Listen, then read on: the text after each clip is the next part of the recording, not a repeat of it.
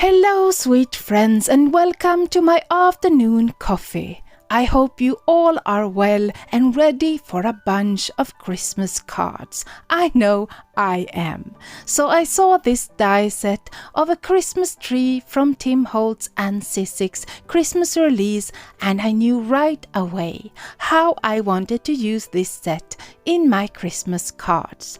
So we're making 4 Christmas cards with the same idea but different color combinations, and I also knew I would be pulling out all my wood embossing folders from Timholtz and sizzix, so that's what I did. I also brought out Distress Craft Heavy Stock and cut 4 panels for my project, and I will emboss these panels, ink them up, and throw everything but the kitchen sink at them. So let's dive in. I have my die cutting machine ready, and I also have VersaFine Clear Nocturne ink. And I rub that waterproof ink pad over the raised side of my first embossing folder. Then I spray the back side of my panel with water and run the panel through my machine. And I already love the effect I get. I continue embossing all my panels the same way but with different embossing folders except for the first one. I make 2 of those panels.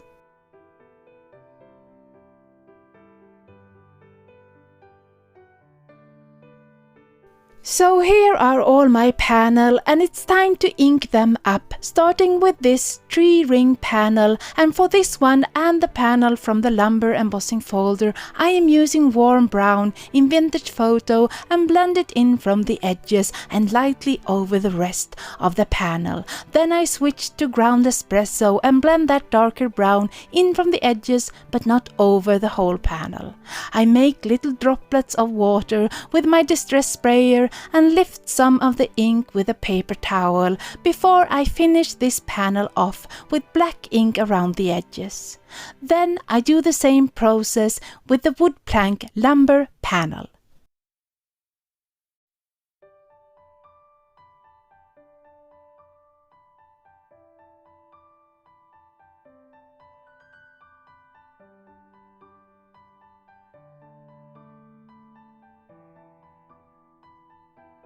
The next 2 panels are embossed with a folder named Cracked, and for this I'm using grey inks, starting with weathered wood over the whole panel and then hickory smoke in from the edges. Then I use water droplets to lift some color randomly and finish off with black ink on the edges. I have wanted to do this technique since I saw the Cracked folder, so I bring out Distress Collage Medium and brush that matte sealer randomly over my panels and let them dry. Next I bring out Distress Acrylic Paint in tumbled glass and salvage patina. I start with brushing on tumbled glass and mix in the salvage patina. It's all very random and not neat at all. I give my panels a quick dry, but I don't want the paint to dry permanently, just grab onto the panels a little. Then I use a baby wipe and wipe off most of the paint, focusing on the center of my panels to get that peeled paint look. Next we are die cutting the layers to my Christmas tree from watercolor cardstock that can handle a lot of water and ink.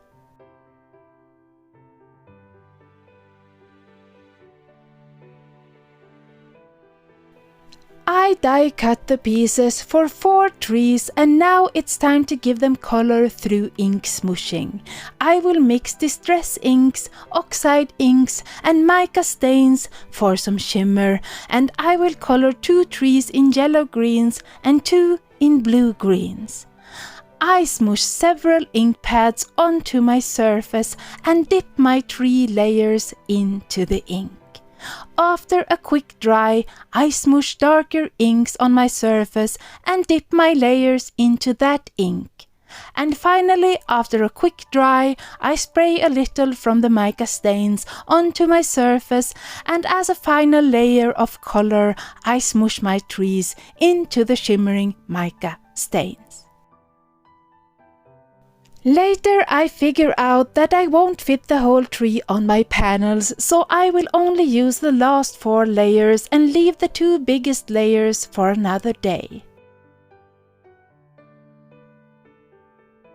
For the yellow-green trees, I do the same process of smooshing ink, dipping my pieces in, drying in between, and finishing off with mica stains.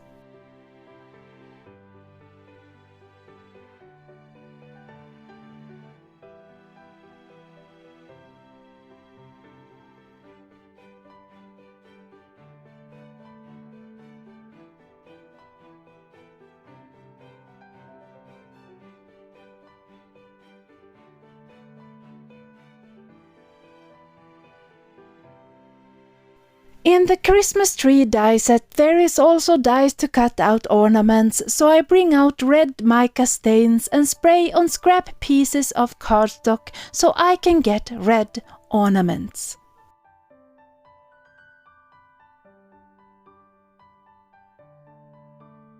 There are 2 layers to every ornament, so I glue the 2 layers together. I also made blue ornaments but didn't end up using them.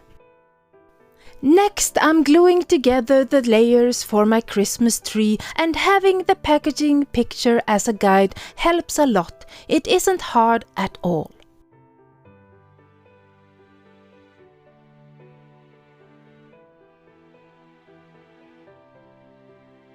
Here I'm putting together my green-blue tree, and I make 2 of each color of trees.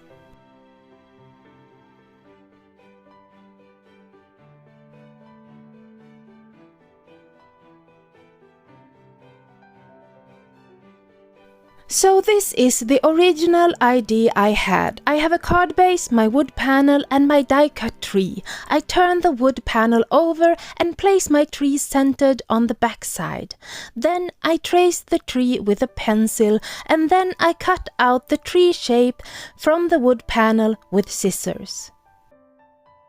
You could just die cut the base layer from the wood panel, but I want to be able to have the tree inside my card seen through the wood panel and be able to open with ease, so I find the die cut shape too snug for my idea. Next, I trace the tree shape on the wood panel onto my card base, and I cut that out as well. I also make sure to trace the tree trunk die and cut that out on both panels. Since I will decorate the inside of my card, I will write my message on the back of the card, and I check several times to make sure my tree fits in the cut out shape.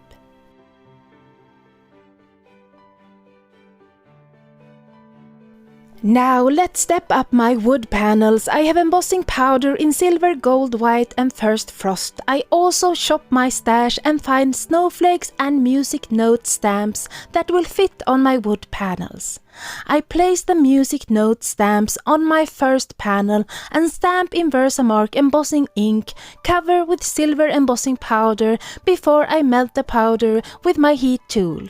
The wood is textured, so I don't get a perfect impression, but trust me when I say that it will all come together in a beautiful way.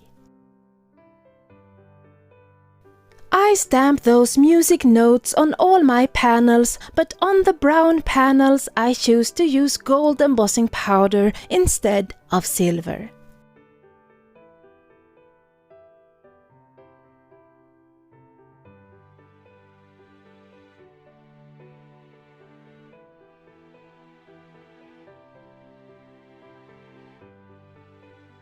Next, I stamp snowflakes, and on the blue-gray panels I cover the snowflakes with first frost embossing powder before I melt. That powder gives a metallic light blue finish.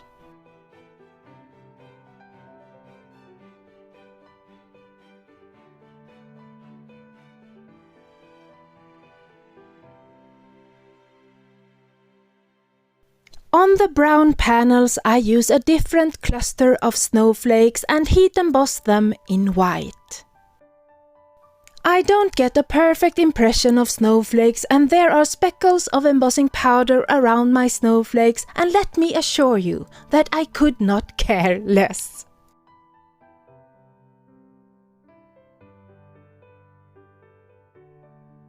So all my wood panels are done, and I glue them on to each card base, making sure that the cut out trees line up perfectly.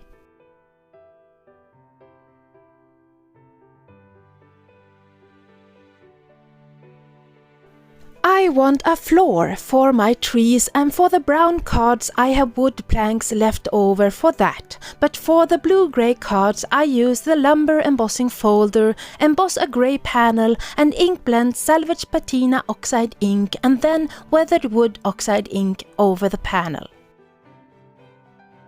I darken the edges with a dark grey ink, and then I use that salvage patina acrylic paint to splatter that panel so it matches the blue-grey panels. Now let's work on the inside of my cards, and for that I bring out salvage patina and priced ribbon oxide ink, as well as distress embossing glaze in the same colors as the ink. I also bring out a stamp set called Tiny Text Christmas. I place a white panel in my stamping platform and ink up the center of this big stamp with a darker blue priced ribbon and stamp. Then I ink up the edges with salvage patina and stamp that lighter ink, and I stamp both colors several times and slightly overlapping for a good impression. Next, I cover the darker ink with its coordinating distress glaze and continue with the lighter glaze on the lighter text and melt with my heat tool, and I do this procedure on 2 white panels.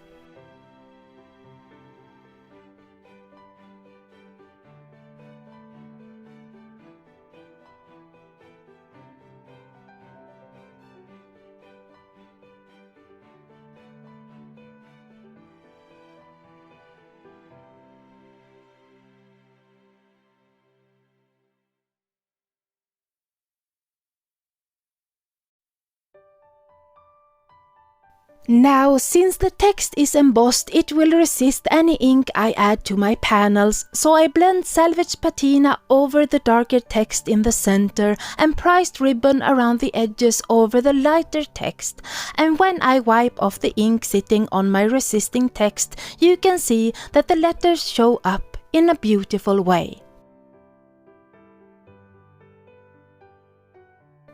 I do the same ink blending on both of my panels.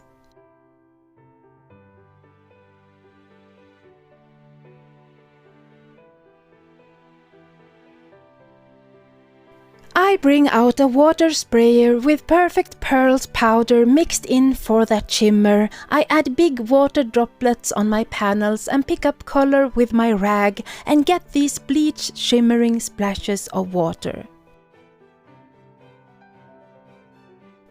To add another texture to these panels, I bring out silver lunar paste and a star stencil, and I push that paste through the stencil and get these lovely raised silver stars.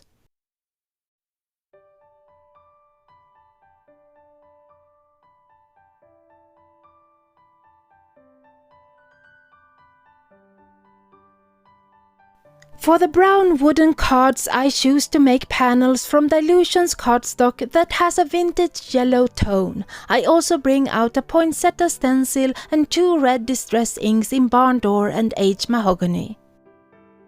But before I use the stencil, I use vintage photo ink to blend in onto the edges of my panels and card bases, but just a smidge of that brown for a vintage feel.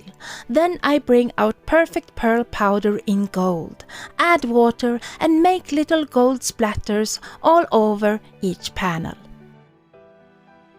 Next, I blend barn door red ink through the stencil random on one side, and before I move my stencil to the other side, I use a small brush to add the dark red ink to the centers of each flower. Off camera, I actually went in and added green to the little holly leaves as well. Then I do the same to the second half of my panel and do the other panel in the same way. Because the magic is in the layers, I bring out a stencil with Christmas words and gold lunar paste. I push the gold paste through the stencil randomly and get these lovely raised gold Christmas words on both panels. I haven't added the green to the holly leaves yet. You will have to wait until the finishing of these cards and see if you notice it.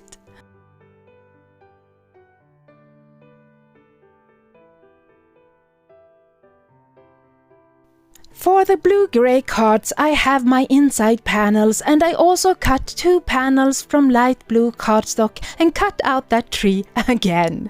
I glue the light blue panel on the back side of the card front to clean it up, and I glue the stenciled panel on to the inside of my card.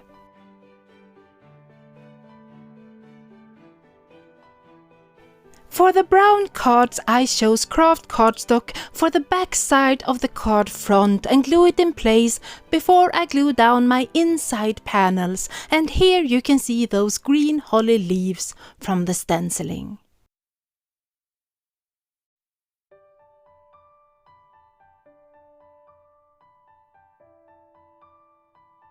I cut the tree trunk from 2 shades of brown cardstock and ink up the edges with dark brown ink. Next, I glue down a wood plank as a floor for the tree to stand on, and then I glue down the tree trunk and then the Christmas tree itself. Instead of using the die-cut star included in the die set, I bring out a pack of Ideology mirrored stars and choose the largest star and glue it down at the top of my Christmas tree.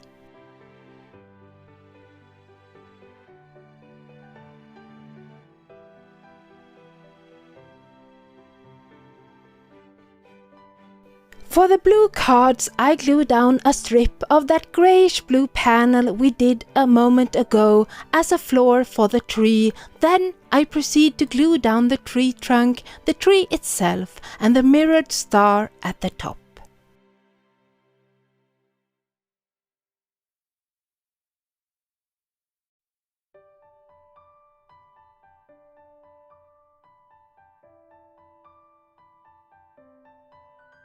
Next, I glue down red and silver ornaments on the tree, taking care to glue them so they don't hinder when opening the card.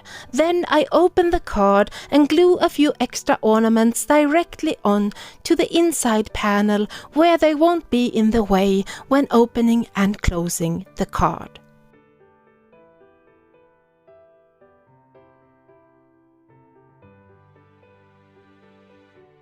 For the brown cards, I wanted red and gold ornaments, but managed to glue down silver ornaments not once but 2 times before I got it right with gold off camera, so you will see that in the end. It truly almost drove me crazy, and it won't end here either. I will get the metallics wrong one more time before the cards are finished, because now I want a sentiment on the inside in gold on the manila cardstock and silver on the blue cardstock. For the sentiment, I chose one from the new stamp set from Timholtz and started heat embossing 2 in gold and 2 in silver. Or so I thought. I actually managed to heat emboss in gold on the blue, and despite me thinking it looked wrong, I glued it down. So in the finishing part of this journey, you will see me see the right metallic ornaments and sentiment. But I sure was furious with myself. You can see me here clear as day, using the wrong embossing powder. Moving away from me kicking myself, I blended the red ink barn door over the gold sentiment and the darker red H mahogany around the edges, and then I glued down the sentiments in the lower left corner of my inside panel. And I didn't even catch my mistake here. Unbelievable. Okay, I'm stopping the kicking of myself for real now. But look at me gluing down a gold sentiment on my silver background. Okay, Julia, calm down now. I want the number 25 on my front panel, so I cut 5 of each number in craft cardstock and glued them on top of each other for a stacked and sturdy number. I also cut several of the word believe in white and stacked them too. So now I can glue red numbers on top of my stacked numbers, and I cut the word believe from gold cardstock and glue it onto the stacked white words.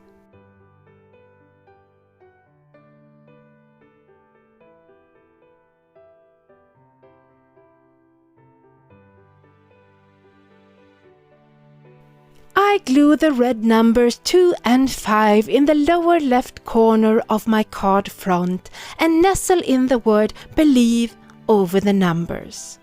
And the word is sturdy enough to hang over my cut-out tree.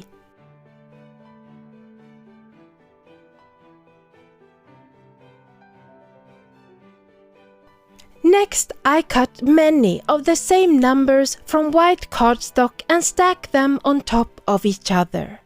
Then I glue a red number on top of each stacked number. I also cut the word believe in silver and a bunch of that word in blue cardstock. I stack the blue words and finish by gluing the silver word on top of the blue ones. Then I add the numbers and the words to the card in the same place as before.